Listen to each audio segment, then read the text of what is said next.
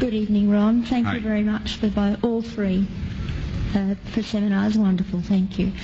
My question is that you said that you had the blood of our Lord examined by the Israelis. That's correct. What was their determination of that? Okay. Now, we won't be able to take second questions. I'm sorry if you're on your second one. Please just step out. I love you, but we're running out of time. Real quickly, okay. Dried blood is dead blood. Everybody knows that, all right? They can test the blood of the pharaohs, the mummies of the pharaohs, all right? There's certain things they can do.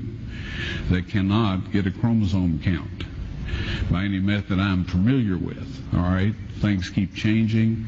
I don't profess to know everything.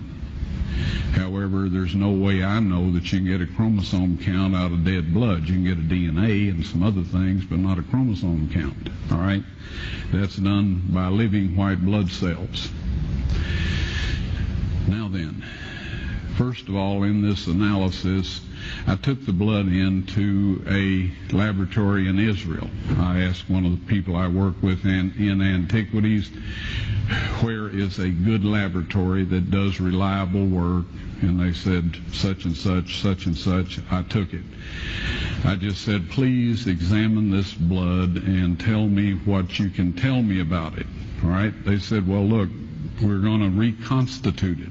We're going to put it in normal saline and keep it at body temperature for 72 hours with gentle swirling. All right? That's their business. That's great. I said, now I want to be there when you check it out. They said, fine. So I was back. They checked it out. I said, now, they said it's human blood. We can tell that. They did whatever tests they need to do.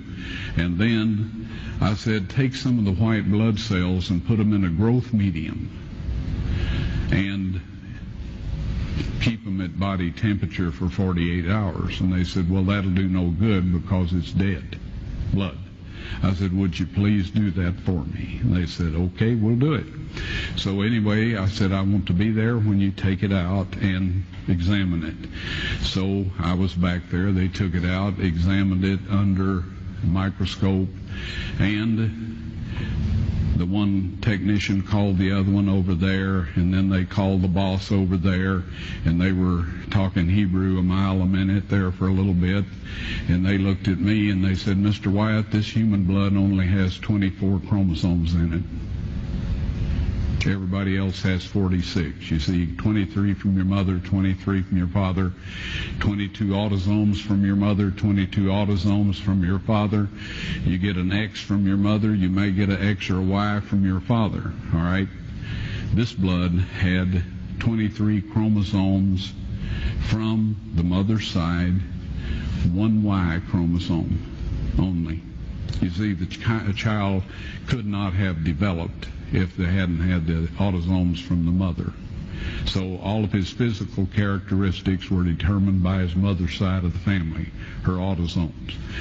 His maleness was determined by this one Y that came from the source, not a human male. Then they said, this blood is alive. And then they said, whose blood is this?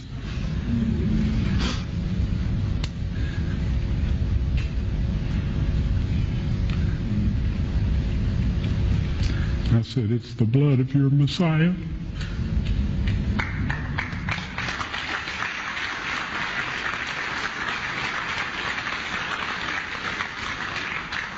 And I assure you those men's lives have changed. You're welcome.